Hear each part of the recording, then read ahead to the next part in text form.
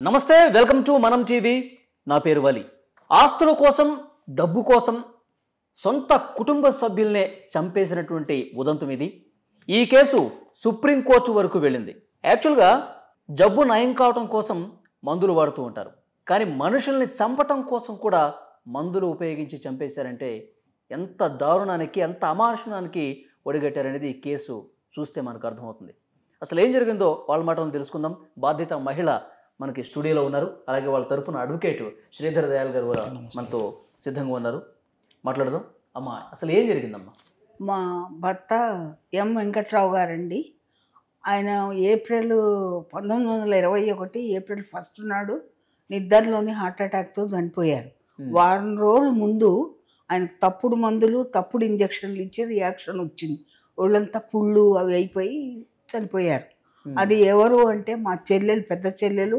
ములుగు శారద తర్వాత కొడుకు ములుగు రమణ శ్రీరమణ కోడలు ములుగు శ్రీదేవి కూతురు శ్రీప్రద అల్లుడు డాక్టర్ రాజశేఖర్ ఆయన డాక్టర్ అన్నమాట ఆయన వీళ్ళకు ఇంజక్షన్లు ఇచ్చేవారు మా వారికి ఇంటికి తీసుకెళ్ళి చేసి వారం రోజుల ముందు ఇచ్చారండి రియాక్షన్తో చనిపోయారు నిద్రలోని హార్ట్ అటాక్ వచ్చింది అది తర్వాత మాకు తెలిసింది 11వ రోజున అందరు వచ్చారు ఓకే వచ్చి రాత్రి పడుకున్నారు పరామర్శించి పడుకొని తెల్లారుజామునే లేచి మా విల్డీళ్ళు సెల్డీళ్ళు మా చెల్లెలు వాళ్ళ ఆస్తి కొట్టేశారు చెల్లెలు చనిపోయింది తర్వాత మా నాన్నగారు ఇచ్చిన ఆస్తి చెల్లెంది తమ్ముడిది స్థలం ఉంది అది కొట్టేశారు మా విల్డీళ్ళు సెల్డీళ్ళు కొట్టేసిన 35 లక్షల బంగారం అంత అది ఎప్పుడంటే 3 నెలల తర్వాత మాకు ఇబ్బందులు వచ్చి అమ్ముకుందామని చూస్తే కనపడకపోతే మేము అడిగాం పరమేశ్వరి వాళ్ళని మాకు తెలియదండి అన్నారు మేము వాళ్ళని అడిగితే మీరు కుక్క చావు చేస్తారు తమ్ముడు చెల్లెల్లాగా అని తిట్టారు మమ్మల్ని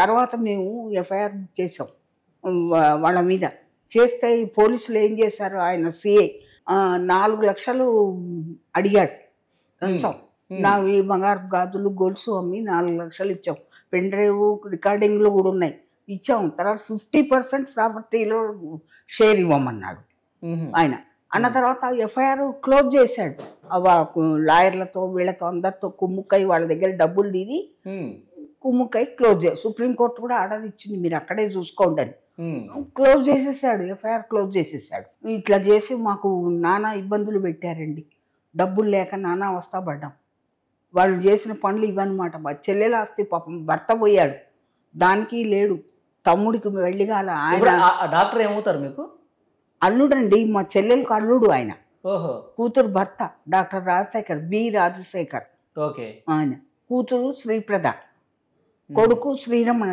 మామూలు శ్రీరమణ ఎం శ్రీరమణ కోడలు ఎం శ్రీదేవి ఈ 5గురు అండి ఓకే మొత్తం కొట్టేశారు అంటే ఇప్పుడు ముందు నుంచి ఏమైనా వివాదాలు ఉన్నాయా ఆస్తులకు సంబంధించి డబ్బులు ఆస్తులు అంటే మా నాన్నగారు రాశారు అందరికి పోయే ముందు మా తమ్ముడికి మాకు రాశారు అవి చింపేశారు విల్డీళ్ళు సెల్లి వాళ్ళు రాసినవి చింపేసి మా దగ్గర ఉన్న విల్డీళ్ళు అవి కొట్టేసి రాయించేసుకున్నారు చేసేసి మొత్తం మందులు ఇప్పించేసి ఈయన చంపేశారు రియాక్షన్ వచ్చింది వారం రోజులు అంటే నేను ఏమన్నది ముందు నుంచి ఇప్పుడు ఈయనకి ఇంజెక్షన్స్ ఇవి ఇవ్వకముందు ఈ ఆస్తుల గురించి కానీ డబ్బుల గురించి కానీ ఇలాంటి గొడవలు జరగటం కానీ వాళ్ళు అడగటం కానీ మీరు చెప్పడం కానీ అలాంటివి ఏమైనా జరిగాయా అలాంటివి జరగడం అంటే మా నాన్నగారు ఇచ్చిన ఆస్తి కదండి అది ఇల్లు అది కొట్టేద్దామని ఇది చేశారు తర్వాత మా చెల్లెలది కూడా మా తమ్ముడిది ఆయన స్థలం ఉంది పాపం వాడికి పెళ్లిగాల అవుతున్న స్థలం అది కొట్టేశారు మా ఇంటిది విల్డీళ్ళు సైల్డీళ్ళు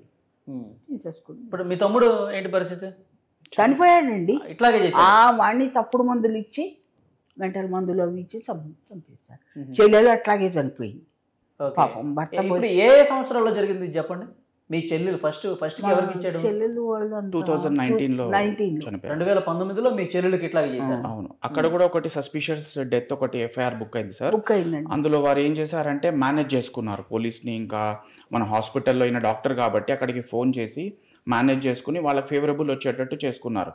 అందులో మీరు అడిగినట్లానే అప్పుడు పోలీస్ వారు కూడా అడిగారు క్వశ్చన్స్ వీళ్ళని, మీకు ఏమన్నా ప్రాపర్టీ డిస్ప్యూట్స్ కానీ ఏమన్నా ఉన్నాయా అంటే మాకు ఏం లేవు అని కంప్లైంట్ ఇచ్చింది ఎవరు, ఇందులో ఉన్న అక్యూజ్ నెంబర్ 1 ములుగు శ్రీరమణ అన్న తను, వీళ్ళ సిస్టర్ వాళ్ళ మెయిన్ అక్యూజ్డ్ వాళ్ళ సన్, మాకు ఎలాంటి ప్రాపర్టీ డిస్ప్యూట్స్ లేవు, ఆ తర్వాత మాకు ఎవరి మీద అనుమానం లేదు అని చెప్పి ఫస్ట్ ఆయన కంప్లైంట్ ఆయననే ఇచ్చాడు. అట్లా ఎఫ్ఐఆర్ బుక్ అయింది. తర్వాత వాళ్ళతోటి హై లెవెల్లో ఫోన్స్ చేయించి అంతా మేనేజ్ చేసుకుని పోస్ట్ మార్టం అన్ని మేనేజ్ చేసుకున్నారు. అది మేము వీళ్ళు ఎన్నిసార్లు కంప్లైంట్స్ ఇచ్చినా కూడా అది టేకప్ కాలేదు. ఆ సస్పిషియస్ డెత్, అది డీకంపోజ్డ్ బాడీ దొరికింది మొత్తము. అది ఏంటంటే ఒక అల్మీరా ఇంకా ఒక బెడ్ మధ్యలో హార్డ్లీ 1.5 feet కూడా ఉండదు స్పేస్ నడవడానికి. ఆ స్పేస్లో వీళ్ళ సిస్టర్ లావుగా ఉంటుంది. ఆమె పడి బ్యాక్ సైడ్ ఆమె ఒక్కతే ఉండే ఆ రోజు నైట్, తలకాయ బ్యాక్ సైడ్ తలకాయ పగిలి చనిపోయింది. అలా ఒక పర్సన్ వాళ్ళంతటి వాళ్ళే పడి చనిపోయేది ఎక్కడ మనం చూడం, ఒక మనిషి అంత ఘోరంగా. ఆమె అలా పడి చనిపోయింది. Blood was oozing out. ఆ తర్వాత ఐస్ బయటికి వచ్చినాయి, టంగ్ బయటికి వచ్చింది. చాలా ఘోరం. అది చూస్తేనే అది మర్డర్ అని చెప్పేట్లా అంత హారిబుల్గా ఉండింది సినారియో. అదంతా వీడియో రికార్డింగ్ వాళ్ళు చేశారు, అన్నీ చేశారు. వాళ్ళకి తర్వాత వీళ్ళకి ఫస్ట్ డౌట్ రాలేదు ఇనీషియల్గా, అది వచ్చింది ప్రాబ్లం. తర్వాత వీళ్ళకి డౌట్స్ వచ్చిన తర్వాత వాళ్ళకి రిప్రజెంటేషన్ ఇచ్చినా కూడా అది టేకప్ చేయలేదు వాళ్ళు. హైలీ ఇన్ఫ్లుయెన్షియల్ పీపుల్ ఉన్నారు వాళ్ళకి, పొలిటికల్గా కూడా బ్యాక్గ్రౌండ్ సపోర్ట్ తోటి. ఎప్పుడు జరిగిందండి? వాళ్ళది ఒక 2-3 years ముందు జరిగింది. అదైతే అసలే డౌట్ రాకుండా పాస్ అయిపోయింది. ఎందుకంటే ఆయనకి కార్డియాక్ అరెస్ట్ వచ్చింది, చనిపోయారు అని చెప్పేసి హరిబరిగా వీళ్ళది ఏముంటుందంటే మోడస్ ఆపరాండి. మామూలుగా ఫస్ట్ ఒక పర్సన్ని టార్గెట్ చేసుకొని మీరు డిప్రెషన్లో ఉన్నారని మందులు స్టార్ట్ చేస్తారు. ఇప్పుడు ఈ అలోపతి మెడిసిన్స్ ఎట్లా ఉంటాయంటే సైకియాట్రిక్ మెడిసిన్స్, ఒకసారి స్టార్ట్ చేసిన తర్వాత we cannot stop them, we have to continue for life long. ఆపామంటే విడ్రాయల్ సిమ్టమ్స్ వస్తాయి. ఎవరైతే ఆల్కహాలిక్స్ ఉంటారో వాళ్ళు ఆపేస్తే వాళ్ళకి పిచ్చెక్కిపోతుందో, ఇందులో కూడా అట్లానే ఉంటాయి. అట్లా వాళ్ళు బై ఫోర్స్ వీళ్ళందరికీ ఇచ్చి మాక్సిమం నాకు చెప్పేది అంటే మొత్తం రిలేటివ్స్లో 40-50% మందికి మెడిసిన్స్ ఇచ్చారు. ఈ మేడం గారు కూడా మెడిసిన్స్ ఇవ్వడం జరిగింది. అట్లా క్లోజపైన్ అని, సిజోడాన్ అని చాలా డేంజరస్ మెడిసిన్స్. మనం గూగుల్లో కొడితే చాలు దానికి హార్ట్ స్ట్రోక్, బ్రెయిన్ స్ట్రోక్ వస్తుందని క్లియర్గా ఉందన్నమాట. సో అలాంటి మెడిసిన్స్ అడ్మినిస్టర్ చేసి ఫస్ట్ చంపి, తర్వాత వీళ్ళ సిస్టర్ చనిపోయిన అప్పుడు కూడా అక్కడ మేబీ వితిన్ 10 days 11 days జరుగుతాయి కదండి. అదే టైంలో అక్కడ వాళ్ళ కాలనీకి వెళ్ళి అక్కడ కూడా మొత్తము డీడ్స్, బంగారము, గోల్డ్ అన్ని డే లైట్ రాబరీ చేశారు. వీళ్ళ ఆ కంప్లైంట్ కూడా వీళ్ళది ఇవ్వడం జరిగింది, కానీ ఏం యాక్షన్ లేదు. ఇక్కడ కూడా ఇదే మోడస్ ఆపరాండి చేశారు. ఇక్కడ కూడా ఈయనను చంపి ఇలానే ఒక 11th day వచ్చి మొత్తము రాబరీ అన్ని చేసుకొని, ఇందులో ఇంకా డెకాయిటీ సెక్షన్ బుక్ అయింది. 5 members ఉంటే robbery will convert into dacoity. Dacoity is section 395 అనమాట, దానికి లైఫ్ ఉంటుంది. సో ఇలా చేసిన తర్వాత ఈ సెక్షన్స్ అన్ని కూడా కోర్టు వాళ్ళు ప్రైమా ఫేసీ కేసు ఉంది కాబట్టి చేశారు. లేకపోతే వీళ్ళు పోలీస్ కంప్లైంట్ ఇచ్చినప్పుడు ముందు SHO గారు కనకయ్య గారు అని ఉండేవారు, ఆయన తిప్పించారు 2-3 నెలలు తిప్పించి ఏం యాక్షన్ తీసుకోకపోతే తర్వాత బి నాగేంద్రబాబు అని SHO గారు వచ్చారండి. ఆయన కూడా మేము చూస్తామన్నారు, చూడనందుకు వీళ్ళు కోర్టు వారిని ఆశ్రయించారు, 11th Honorable మెట్రోపాలిటన్ మ్యాజిస్ట్రేట్ వారిని. వారు ప్రైమా ఫేసీ కేసు ఉందని ఆర్గ్యుమెంట్స్ విని ప్రైవేట్ కంప్లైంట్లో అలౌ చేసి ఎఫ్ఐఆర్ బుక్ చేయమని డైరెక్షన్ ఇస్తే వాళ్ళు బుక్ చేయలేదు. అప్పుడు వీరు ఏం చేశారంటే ఒక కంటెంప్ట్ వేశారు హైకోర్టులో. ఎందుకంటే లలితా కుమారి వర్సెస్ స్టేట్ ఆఫ్ యూపీలో ఏమన్నారంటే ఆనరబుల్ సుప్రీం కోర్టు ఎప్పుడైతే కాగ్నిజబుల్ అఫెన్స్ అవుతుందో compulsory police is duty bound register in FIR అని. ఒకవేళ పోలీస్ చేయకపోతే కోర్టుకి వెళ్ళొచ్చు, కోర్టు ఇచ్చిన ఆర్డర్ బుక్ చేయను అంటాడు. అప్పుడు వీరు మళ్ళీ ఒక కంటెంప్ట్ కేసు వేయడం జరిగింది. అది వేసినందుకు నానా భయపెట్టి వీళ్ళని దాన్ని విత్డ్రా చేయించుకొని అన్నీ ఉన్నాయి మన దగ్గర రికార్డ్. అవన్నీ hundreds of times ఫోన్ చేయించి ఆ తర్వాత విత్డ్రా చేయించుకొని ఆ తర్వాత మళ్ళీ ఏమని చెప్పారంటే ఒక 10 lakhs అవుతుంది, మీరు మాకు ఇస్తే చేస్తాం, లేకపోతే క్లోజ్ చేస్తాం, ఇట్లానే కోర్టులో చుట్టూ తిరిగితే మీకు న్యాయం జరగదన్నారు. సరే అని ఇంకా కింద పడి మీద పడి 4 లక్షలు ఆయనకు అరేంజ్ చేసి ఇవ్వడం జరిగింది.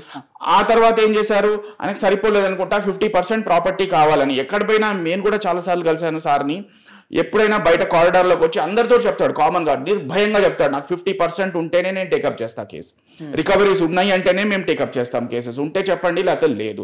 ఆ తర్వాత ఇంకొక రైడర్ ఉంటుంది, నేను ఏసీబీ ఆఫీసర్ నన్ను మీరు మర్చిపోకండి, ఎందుకంటే నేను ఆల్రెడీ యాంటీ కరప్షన్ బ్యూరోలో వర్క్ చేసి వచ్చానని పని కట్టుకుని మరీ చెప్తాడు అంటే భయపెట్టడానికి. సో ఇలా చేయడం జరిగింది. అప్పుడు మేడం వారి తరఫున ఏం చేశామంటే హైకోర్టు, మన ఆనరబుల్ హైకోర్టులో ఒక రిట్ పిటిషన్ వేయడం జరిగింది. తర్వాత ఆ రిట్ పిటిషన్లో ఛార్జ్ షీట్ వేయమని 90 days ఇన్వెస్టిగేషన్ కంప్లీట్ చేయమని ఆర్డర్స్ ఇచ్చారు. ఇచ్చినా కూడా ఆ తర్వాత ఐ విట్నెసెస్ తమ దగ్గర ఎవరైనా ఉంటే ప్రొడ్యూస్ చేయమని న్యాయస్థానం ఆర్డర్ ఇచ్చింది. వీళ్ళ దగ్గర ఐ విట్నెసెస్ ఉన్నారు. ఎప్పుడైతే దొంగతనం జరిగిందో ఆ టైంలో, ఆ తర్వాత వీళ్ళ దగ్గర ఎవరైతే నర్సెస్ ట్రీట్మెంట్ చేయించారో వాళ్ళు, అవన్నీ డ్రైవర్స్ వాళ్ళందరూ ఉన్నారు. డ్రైవర్ ఉన్నాడు. వాళ్ళందరినీ కూడా ప్రొడ్యూస్ చేయడం జరిగింది. వాళ్ళని భయపెట్టారు ఈ SHO గారు. మీరు అందరినీ జైలుకి పంపిస్తాను, మిమ్మల్ని బొక్క అట్లా ఇట్లా అని భయపెట్టారు. తీసుకున్నారు స్టేట్మెంట్. కానీ ఫైనల్ గా ఏం చేస్తారు, రికార్డింగ్ ఉన్నాయి సార్ మన దగ్గర. అధికారం మీద మీరు చెప్తాను, వస్తున్నాను. పోలీసు హైయర్ ఆఫీసర్స్ కి వస్తున్నాను సార్ అదే పాయింట్ కి. సార్ ఇప్పుడు అవన్నీ కూడా ఆడియో రికార్డింగ్స్ ఉన్నాయి మనకు, ఐ విట్నెస్ బెదిరించడం అవంతా కూడా. ఇదే కాకుండా వీళ్ళ ఆ తర్వాత ఏం జరిగిందంటే, వీళ్ళు ఇట్లా బెదిరించిన తర్వాత, ఇవన్నీ అయిన తర్వాత ఇది సుప్రీం కోర్టుకి వెళ్ళింది మ్యాటర్. అదర్ సైడ్ తోటి ఏం చేశారంటే, మీరు హైకోర్టులో అడ్వకేట్స్ కొల్యూడ్ అయ్యి పోలీసులు వాళ్ళకి 41A CRPC నోటీస్ ఇచ్చారు సార్. 41A CRPC నోటీస్ దీనికి అప్లికబుల్ కాదు. ఎందుకంటే ఇది 304 లాంటి సెక్షన్, ఇది దీనికి లైఫ్ ఉంది. అబౌవ్ 7 years దానికి 41A నోటీస్ ఇవ్వకూడదు. 41A ఇచ్చి వాళ్ళందరినీ మీరే క్వాష్ పెట్టుకోండి అని వాళ్ళని ఇన్స్టిగేట్ చేశారు. ఆ తర్వాత మీరు ఇట్లా చేస్తే కష్టమని వీళ్ళు సుప్రీం కోర్టును ఆశ్రయించడం జరిగింది. ఆయన ఏమన్నారంటే, మీరు సుప్రీంకోర్టులో మళ్ళీ నా కేసు విత్డ్రా చేసుకోండి కంటెంప్ట్, లేకపోతే ఈ కేసుని క్వాష్ చేపిస్తా అన్నారు. క్వాష్ ఎట్లా, ఈ కొట్టిపిచ్చేస్తా హైకోర్టులో నేనే దగ్గరుండి అన్నారు. అయితే వీళ్ళు ఏమనలేదు. ఆ తర్వాత సుప్రీంకోర్టు ఏమన్నదంటే, కంటెంప్ట్ యాక్షన్ తీసుకోమని హైకోర్టుకి పంపించింది, రెఫర్ చేసింది కేసుని. ఆ తర్వాత హైకోర్టులో మళ్ళీ ఏం జరిగిందంటే, ఇందులో ఈ క్వాష్ పిటిషన్ లో వాళ్ళ అడ్వకేట్లు తప్పుడు అఫిడవిట్లు, false affidavits and fake documents పెట్టి న్యాయస్థానాన్ని తప్పుదోవ పట్టించారు. పట్టించి స్టే ఆఫ్ ప్రొసీడింగ్స్ తీసుకున్నారు. అంటే they have played fraud on the honourable court, that is called perjury. 340 and 195 CRPC read with 193 IPC అంటారు. అది ఎప్పుడైతే మనం లోవర్ కోర్టులో చేస్తారో అడ్వకేట్స్ కానీ క్లయింట్స్ కానీ 7 years శిక్ష ఉంది సార్. అదే హైకోర్టులో చేసినప్పుడు అడిషనల్ గా 7 years తో పాటు క్రిమినల్ కంటెంప్ట్ కింద పరిగణిస్తారు. Not only that, it's a fraud played on honourable high court or supreme court అంటారు దాన్ని, చాలా పెద్దది క్రిమినల్ కంటెంప్ట్ అనే సెక్షన్. సో దాని కింద వీళ్ళు ఫ్రాడ్ చేయడం జరిగింది. ఆ ఆర్డర్ తీసుకున్నారు. తర్వాత మళ్ళీ వీళ్ళు ఏం చేశారంటే, మన హైకోర్టుకి రిప్రజెంట్ చేస్తే అది క్వాష్ డిస్మిస్ అయింది, వీళ్ళ ఫేవర్లో వచ్చింది. కానీ దాంట్లో ఏమని ఉందంటే, అరెస్ట్ చేయొద్దు అని ఉంది. దాని గురించి మళ్ళీ సుప్రీంకోర్టుకి వెళ్లాల్సి వచ్చింది. సుప్రీంకోర్టు వారు ఏమన్నారంటే, ఎందుకు అరెస్ట్ చేయలేదని కూర్చున్నారు. మేమేమన్నామంటే, మై లార్డ్ ఇట్లా వీళ్ళు కొల్యూడ్ అయినారు, ఇది 41BA సెక్షన్ అప్లికబుల్ అవుతుంది, 41A నోటీస్ ఇచ్చారు. 41BA ఏమంటుందంటే తక్షణం అరెస్ట్ చేయాలని ఉంటుంది, క్రెడిబుల్ ఇన్ఫర్మేషన్ వస్తే, కాగ్నిజబుల్ అఫెన్స్ లో అబౌవ్ 7 years దాంట్లో arrest, remand, charge sheet 3 compulsory. అది కూడా కోర్ట్ రెఫర్డ్ కంప్లైంట్ అంటే ప్రైమా ఫేసి ఉంది అంటే case, it has to be, charge sheet has to be filed and no question of quashing. ఇది heinous crime కింద పడింది తమకు తెలుసు. సో ఇలాంటి క్రైమ్స్ లో క్వాషింగ్ అనేది చెయ్యొద్దు అని ఆనరబుల్ సుప్రీంకోర్టు క్యాటిన్ ఆఫ్ జడ్జ్మెంట్స్ ఇచ్చింది. సో ఇప్పుడు వీళ్ళు సుప్రీంకోర్టుకి వెళ్ళిన తర్వాత సుప్రీంకోర్టు న్యాయస్థానం ఏం చేసిందంటే, ఇవంతా విని నోటీస్ ఇష్యూ చేసింది, అర్జెంట్ నోటీస్. అయితే ఎవరికి, అక్యూజ్డ్ కి, ఆ తర్వాత SHO ఈ బి నాగేంద్ర బాబు గారికి. ఆ నోటీస్ వచ్చిన వెంటనే FIR క్లోజ్ చేయడం జరిగింది. అక్కడికి రాలేదు, అక్కడ ఎవరు అపియర్ కాలేదు. మళ్ళీ ఆనరబుల్ సుప్రీంకోర్టుకి వెళ్ళి మేము అపియర్ అయిన తర్వాత సుప్రీంకోర్టు ఎగిరింది. సుప్రీంకోర్టు చాలా కోపం వచ్చింది సుప్రీంకోర్టుకి. What is high court doing in spite of all these things అన్నారు. అయితే మేము వాళ్ళ దృష్టికి తీసుకెళ్ళాము, ఇట్లా హైకోర్టులో కూడా పిటిషన్స్ ఉన్నాయి మై లార్డ్, ఇట్లా కొన్ని కంటెంప్ట్ కేసెస్ ఉన్నాయి అంటే, ఓకే అని కొంచెం పాసిఫై అయ్యి, సరే మీరు అక్కడ చూసుకోండి, హైకోర్టు చూడకపోతే మీరు ఇక్కడికి రావచ్చు అని అన్నారు. మేము ఇట్లా చెప్పాము, ఇట్లా పోలీసులు ఇట్లా చేస్తున్నారంటే ఫైల్ చేయండి వాళ్ళ మీద కూడా కంప్లైంట్స్ అని. ఇట్లా ఫ్రాడ్ చేసి ఆర్డర్స్ తీసుకున్నారు అడ్వకేట్స్ అంటే, వాళ్ళ మీద కూడా మీరు బార్ కౌన్సిల్లో మీ దగ్గర అవెన్యూస్ ఉన్నాయి కదా, యూ కెన్ నాక్ ద డోర్స్ అని చెప్పారు. ఇలానే ఇంకొక కేసులో కూడా ఈ డాక్టర్స్ ని జాబ్ లోంచి తీయాలి అని స్టేట్ మెడికల్ కౌన్సిల్ కి కూడా కంప్లైంట్ ఇవ్వడం జరిగింది. వారు ఏం చేశారంటే, వాళ్ళు కూడా వీళ్ళతోటి కొల్యూడే, డాక్టర్స్ అంటే వాళ్ళు ఒకటే కాబట్టి క్లోజ్ చేశారు. దాన్ని మనం హైకోర్టులో ఛాలెంజ్ చేయడం జరిగింది రిట్ పిటిషన్ లో. అందులో వీళ్ళ అడ్వకేట్ ఎవరైతే వారు మళ్ళీ ఇట్లానే ఫ్రాడ్ చేశారు ఆనరబుల్ హైకోర్టుని, తప్పుడు అఫిడవిట్లు, ఫాల్స్ డాక్యుమెంట్స్ వేసి ఫ్రాడ్ చేసి డిస్మిస్ చేయించుకున్నారు సార్, డిస్మిస్ చేసుకున్నారు. తర్వాత మళ్ళీ రిట్ అపీల్ వేయడం జరిగింది. దాని మీదనే డివిజన్ బెంచ్కి వస్తుంది, మన ఆనరబుల్ చీఫ్ జస్టిస్ గారు చూస్తారు. అది ఆయన దగ్గరకు వచ్చింది. ఆయన క్లియర్ గా అన్నారు, మీరు కంపల్సరీ మీరు మన బార్ కౌన్సిల్ని అప్రోచ్ అవ్వండి అడ్వకేట్స్ దాని గురించి అని ఆయన చెప్పి ఆ ఆర్డర్ మీద సెట్ అసైడ్ చేసి దాంట్లో అడ్మిట్ చేసుకున్నారు, రిట్ అపీల్ని చేసుకుని యాక్షన్ తీసుకోవడానికి. ఆయన సెంట్రల్ గవర్నమెంట్ ఏం చెప్పిందంటే, ఇందులో నేషనల్ మెడికల్ కమిషన్ వాళ్ళు ఇందులో యాక్షన్ తీసుకోమని ఆర్డర్ ఇచ్చారు. ఇందులో వాళ్ళు తీసుకోమని చెప్తుంది, యాక్ట్ కూడా తీసుకోమంటుంది. ఎవరైతే డాక్టర్స్ ఇట్లా చేస్తారో దీన్ని ప్రొఫెషనల్ మిస్కాండక్ట్ అంటారు. వాళ్ళ పేర్లు వాళ్ళ మెడికల్ రూల్స్ నుంచి పర్మనెంట్ గా తీసేయమని చెప్తోంది. ఆ తర్వాత పేపర్స్ లో కూడా వెయ్యండి ఇట్లాంటి వాళ్ళని, మీడియాలో కూడా వైడ్ గా పబ్లిసైజ్ చేయమని చెప్తుంది ఇట్లాంటి డాక్టర్స్ ని. అది రూల్ ఆఫ్ లా.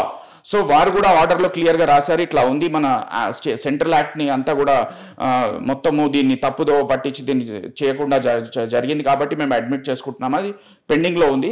సో అలా చేయడం జరిగింది. ఆ తర్వాత ఎవరైతే ఈ నాగేంద్ర బాబు గారు ఉన్నారో వీరి మీద, వీళ్ళ సబ్ ఇన్స్పెక్టర్ గారి మీద మనము director general of anti corruption bureau గారికి కంప్లైంట్ ఇవ్వడం జరిగింది. ఆ తర్వాత మన ఆనరబుల్ చీఫ్ మినిస్టర్ గారికి కూడా ఒక రిప్రజెంటేషన్ ఇచ్చాము. ఆ తర్వాత కమిషనర్ సైబరాబాద్ కూడా ఇచ్చాము. కమిషనర్ సైబరాబాద్ వారు ఏం చేశారంటే మన స్పెషల్ బ్రాంచ్ వాళ్ళకి అసైన్ చేశారు ఎంక్వైరీ. వాళ్ళు ఏంటంటే ఎంక్వైరీ కండక్ట్ చేసి ఆయనని ట్రాన్స్ఫర్ చేసేసారు అక్కడ నుంచి ప్రస్తుతానికైతే. ఆ తర్వాత ఆనరబుల్ సీఎంఓ నుంచి వేరే ఏసీపీ గారు ఎవరో దీనికి ఇన్వెస్టిగేషన్ పెడితే ఆయన చేస్తున్నారు సార్. ఇప్పుడు అది కూడా రిపోర్ట్ సబ్మిషన్కి ఉన్నట్టుంది. సో ఇది దీని స్టోరీ సార్. ఇప్పుడు దీంట్లో వీళ్ళ దగ్గర ఉన్నది డాక్యుమెంటరీ ఎవిడెన్స్ ఉంది, మెడికల్ ప్రిస్క్రిప్షన్స్ ఉన్నాయి. ఆ తర్వాత మెడికల్ జర్నల్స్లో కూడా మనం గూగుల్లో కొట్టినా కూడా మెడిసిన్స్ గురించి అవి దానివల్ల హార్ట్ స్ట్రోక్, బ్రెయిన్ స్ట్రోక్ వస్తే అని క్లియర్గా రాస్తుంది. అదే కాకుండా వీళ్ళ దగ్గర ఐ విట్నెసెస్ ఉన్నారు, సర్కమ్స్టాన్షియల్ విట్నెసెస్ ఉన్నారు. ఆ తర్వాత ఒక క్రైమ్ చేసినప్పుడు ఎవిడెన్స్ ఫస్ట్ పాయింట్ ఎవరన్నా చూసేది ఏంటంటే మోటివ్. మనం ఎప్పుడు వింటూ ఉంటాం మోటివ్ లేనిది క్రైమ్ ఎస్టాబ్లిష్ కాదు, ఎందుకంటే అది ఒక పార్ట్ ఆఫ్ ఎవిడెన్స్ యాక్ట్ లో ఉన్నది మెయిన్. ఏ కోర్టుకు వెళ్ళినా ఎవిడెన్స్ అడుగుతారు, ఎవిడెన్స్ లేని కేసే నిలబడదు. సో ఇందులో మోటివ్ ఏంటంటే ఈ కోట్ల రూపాయల ఆస్తి కొట్టేయడం అన్నదే ప్రైమరీ మోటివ్ ఈ అక్యూజ్డ్ కి. ఆ తర్వాత ఇది సెక్షన్ 8 చెప్తుంది ఇండియన్ ఎవిడెన్స్ యాక్ట్. ఇందులో ఏమంటుందంటే దాని ప్రీవియస్ గా దాని సబ్సిక్వెంట్ కాండక్ట్ కూడా చూడాలి అంటుంది. ఇప్పుడు దాని ప్రీవియస్ కాండక్ట్ చూసినా కూడా ఇదే మోడస్ ఆపరాండిలో వాళ్ళు ఇలాంటి సిమిలర్ క్రైమ్స్ చేశారు. సబ్సిక్వెంట్ గా చూసినా కూడా కోర్టునే మోసం చేసిన వాళ్ళు వీళ్ళు. ఓకే, కోర్టునే మోసం చేసి ఇప్పటికి కూడా హాయిగా తిరుగుతున్నారు బయట. ఆ తర్వాత జాబ్స్ చేసుకుంటూ హ్యాపీగా ఇంకా కోట్ల రూపాయలు సంపాదించుకుంటూ by illegal way of means.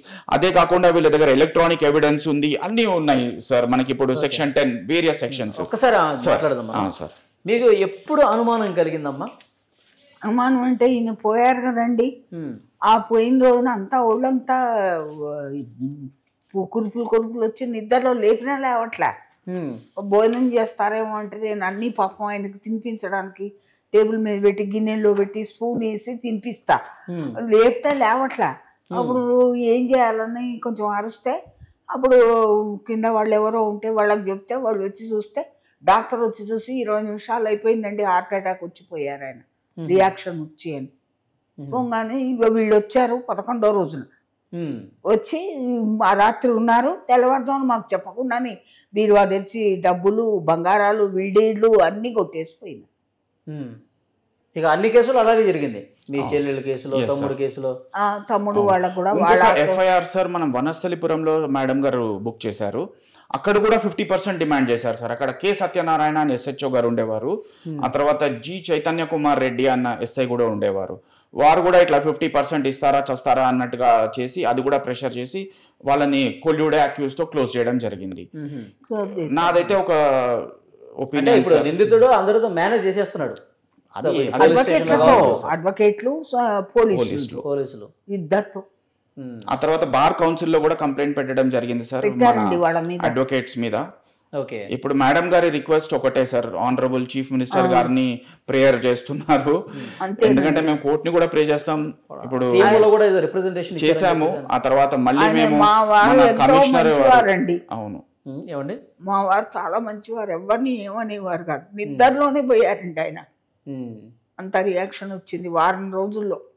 Okay, అంటే ఇప్పుడు మీ సిస్టరు, మీ తమ్ముడు ఈ మరణాలు జరిగినప్పుడు మీకు అనుమానం లేదు అసలు? మీ ఫ్యామిలీ మెంబర్స్ లో కూడా ఎవరు అనుమానం వ్యక్తం చేయలేదా? లేదండి, ఈయన ఇచ్చిన ఇంజెక్షన్స్ వల్ల, ఈయన ఇచ్చిన రియాక్షన్స్ వల్ల చనిపోయాడని చెప్పి అంటే ఇట్లా వచ్చింది, హార్ట్ అటాక్ వచ్చి పోయారంటే అప్పుడు తెలిసిపోయింది. ఓకే, దీని వల్లనే పోయినారు. ఇప్పుడు స్టార్టింగ్ లో వాళ్ళకి ఎందుకు అనుమానం రాలేదంటే, ఇప్పుడు ఈ ప్రాపర్టీస్ ఏమి కూడా వాళ్ళ సిస్టర్ దగ్గర ఉండినాయి సార్, మెయిన్ ప్రాపర్టీస్ వాళ్ళ ఫాదర్వి ఇంకా బ్రదర్వి అన్ని కూడా కస్టడీలో వాళ్ళ సిస్టర్ దగ్గర ఉన్నాయని ఎవరు వీళ్ళని పార్టిషన్ అంటారు కదా, ఎవరు అడగలేదు. ఒక మనిషి బతుకున్నాగా ఎలా అడుగుతాం, ఆమె ఉంది కదా, she's dependent on that properties అని ఎవరు డిస్టర్బ్ చేయలేదు. ఎప్పుడైతే ఆమె చనిపోయిన తర్వాత సస్పిషియస్ డెత్ ఎలాగో బుక్ అయింది, తర్వాత ఫ్యూ మంత్స్కి పార్టిషన్ ఇష్యూ వచ్చినప్పుడు మెల్లమెల్లగా skeletons started tumbling out of the cupboard, మెల్లమెల్లగా బయట పడడం స్టార్ట్ అయినాయి. ఏంటి అంటే ఇవన్నీ మావే అనడం స్టార్ట్ చేశారు. మీవి ఎలా అవుతాయి అని చెక్ చేసుకుంటే ఆల్రెడీ కొన్ని ట్రాన్స్ఫర్ చేయించుకున్నారు, కొన్ని కబ్జా చేసి పెట్టుకున్నారు, అలా జరిగింది. ఆ తర్వాత సబ్సిక్వెంట్ గా చూస్తే వీళ్ళ హస్బెండ్ ని కూడా ఇలానే ఎలిమినేట్ చేయడం జరిగింది. తర్వాత 3 months తర్వాత వీళ్ళు ఇవన్నీ పోయినాయి, అవన్నీ వీళ్ళు కూడా అవేకన్ అయిపోయారు. అప్పుడు డాక్టర్స్ ని కన్సల్ట్ చేస్తే ఇవన్నీ చాలా డేంజరస్ మెడిసిన్స్ ఎవరు ఇచ్చారు, ఇవన్నీ తప్పు కదా, అంత పెద్ద పొజిషన్ లో ఉన్నవారు ఎట్లా ఇచ్చారు అని అనడం జరిగింది. మన డాక్టర్ రఘురామ్ రెడ్డి అని is the number 1 psychiatrist in our state. ఆ సార్ని కూడా వీళ్ళు కన్సల్ట్ చేస్తే ఆయన అదే చెప్పారు, ఎవరమ్మా ఈ డోస్ ఇచ్చింది తప్పు కదా, అంత చాలా అన్యాయం జరిగిపోయింది మీకు, అలాంటివి అంత హై డోసెస్ అలాంటివి ఇవ్వకూడదు, స్లోగా మ్యాన్ ని చంపేస్తాయి, హార్ట్ అటాక్స్ వస్తాయి, ప్రిస్క్రైబ్ చేయమవి, ఇచ్చినా కూడా చాలా ఎమర్జెన్సీ అయితే తప్ప ఎక్కువ ఇవ్వకూడదు అట్లాంటివి, ఏదో ఇచ్చిన ఒక dose once in month or 6 months అట్లా కానీ, అంతేగాని regular usage it's very dangerous అని. సో ఇవన్నీ తెలిసి ఇంటెన్షనల్ గా విత్ ప్రయర్ ప్రీమెడిటేటెడ్ గా ఇవన్నీ చేయడం, ఒకళ్ళ తర్వాత ఒకళ్ళని ఎలిమినేట్ చేయడం జరిగింది. Sir as per rule of law నా బాధ అయితే ఒకటే సార్, ఇప్పుడు కోర్టు నుంచి రిఫర్ అయిన, ఇప్పుడు మిమ్మల్ని మీరు ఏమనుకోనంటే ఒక క్వశ్చన్ అడుగుతాను సార్ తమరిని, మీకు ఎంతో ఎక్స్పీరియన్స్ ఉంది ఈ లీగల్ ఫీల్డ్ లో కాబట్టి, ఒక SHO గారు ఎక్కువ పవర్ఫుల్లా, ఒక కోర్టులో ఉన్న మ్యాజిస్ట్రేట్ గారు పవర్ఫుల్లా సార్? మ్యాజిస్ట్రేట్ కదా, అంతే కదా సార్, కోర్టు చెప్పిందే మిగతా వాళ్ళు వినాలి కదా సార్. ఇప్పుడు మ్యాజిస్ట్రేట్ గారు ఒక కోర్టు నుంచి ఆర్డర్ వచ్చింది, ప్రైమా ఫేసీ కేసు ఉంది, ఒక కేసు బుక్ చేయండి, ఇన్వెస్టిగేట్ అండ్ రిపోర్ట్ అంటే, ఒక ప్రైమా ఫేసీ కేసు ఎస్టాబ్లిష్ అయితే అందులో కంపల్సరీ ఛార్జ్ షీట్ వేయాలి. సుప్రీంకోర్టు నన్ను 4 సార్లు అడిగింది, ఎందుకు వేయలే ఛార్జ్ షీట్, ఎందుకు అరెస్ట్ కాలేదు, ఎందుకు రిమాండ్ కాలేదని అడిగింది. నేను ఏం ఆన్సర్ చెప్తాను, let them come and talk అనేది నోటీస్ ఇచ్చింది, అప్పటికి రారు. వేర్ ఆర్ దీస్ పీపుల్ అంటారు, నేనేమంటాను, I don't know my lord అంటే they haven't registered their appearance yet అని. స్టేట్ కౌన్సిల్ కూడా కంపల్సరీ, ఇక్కడ స్టాండింగ్ కౌన్సిల్ ఉంటాడు మన తెలంగాణ స్టేట్ కి, ఆయనకు కూడా నోటీస్ ఇచ్చి ఆయనని రిజిస్టర్ చేయమని నోటీస్ లో ఉంటుంది అనమాట, ఇమీడియట్ రిజిస్టర్ చేయాలి విత్ ఇన్ 2 weeks అని, 4 weeks లో లిస్ట్ అవుతుంది. ఆయన కూడా అపియర్ కాలేదు, ప్రైవేట్ కౌన్సిల్స్ అపియర్ కాలేదు, పోనీ SHO అంటే ఆయన అసలే అపియర్ కాలేదు. సో వీళ్ళ దగ్గర పవర్ ఉంది కాబట్టి they have literally they have abused it and they have closed it, they have filled their pockets. ఇప్పుడు ప్రైవేట్ కంప్లైంట్స్ అంటే ఏంటంటే మనకి రాజ్యాంగం ఇచ్చిన మనకి రైట్ సార్, అది CRPC ద్వారా. ఒక పోలీస్ వ్యవస్థ వాళ్ళు ఒక ప్రాసిక్యూషన్ చెయ్యనప్పుడు ప్రైవేట్ గా కూడా మనకి ఒక రైట్స్ ఉంటాయి ప్రాసిక్యూషన్ చేయడానికి, మన దగ్గర ఎవిడెన్స్ ఉంటే. ఇంత ఇన్క్రిమినేటింగ్ ఎవిడెన్స్ ఉన్న తర్వాత కూడా, ఇంతమంది ఐ విట్నెసెస్ ఇన్ని ఉన్నా కూడా ఇవన్నీ పక్కన పెట్టి, ఇవన్నీ చూపించకుండా ఎవరో ఇంకా దొంగ విట్నెస్లను ఇద్దరిని సృష్టించి ఇందులో ఈ క్రైమ్ జరగలేదన్న అబద్ధంతో క్లోజ్ చేశారు. సో ఫైనల్ గా మీరు ఏం చెప్తారమ్మా? ఏముందండి, మాకు న్యాయం జరగాలి. జరగాలి. చీఫ్ మినిస్టర్ గారిని మిమ్మల్ని కూడా వేడుకుంటున్నాం. మరి ఇంత బాధలో నిద్ర పట్టదు, తిండి తినబుద్దిగా. నాకు 78 సంవత్సరాలండి, పెద్దదాన్ని అయిపోయాను. అంత సంవత్సరాల్లో కూడా నిద్ర పట్టదు, తిండి ఊరికే గుర్తొస్తారు ఆయన. ఈ రకమైన బాధలు డబ్బుకి దానికి ఉన్నదంతా కొట్టేశారు. నీ బాధలు పెడుతున్నారండి. హాయిగా ఉన్నారు కదా, హాయిగా ఉండదని అనకూడదు, కానీ తప్పు కదండి.